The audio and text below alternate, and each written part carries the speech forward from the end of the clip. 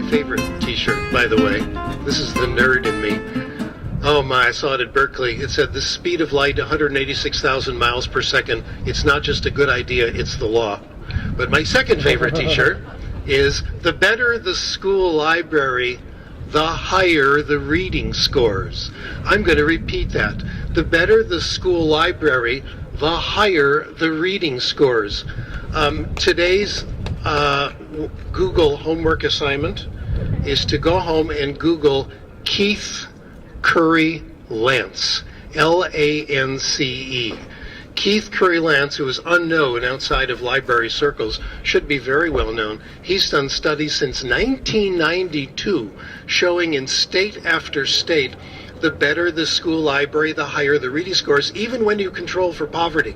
He found 3 predictors, independent: books, the presence of a credentialed librarian, and help for the librarian. I want to tell you about our work in this area. I've been involved in a couple of studies recently, and I regard these as the most important research I have been involved with.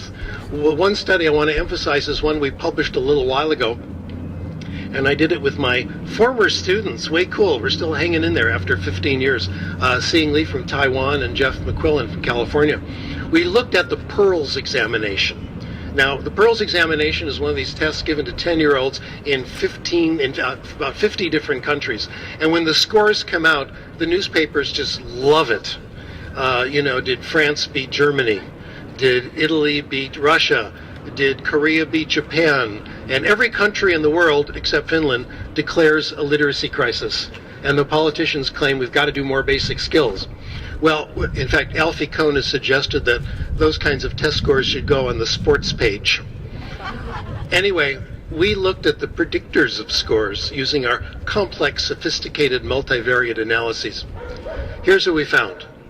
Biggest predictor, obviously poverty, overwhelming. Every study for the last 40 years has found that poverty just about wipes out anything else when you look at prediction of school achievement.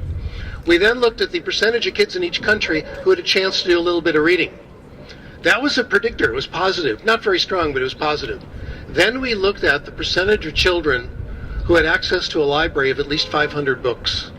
Positive and just as strong as the effect of poverty. I'm going to let that sink in. A good library can balance the effect of poverty.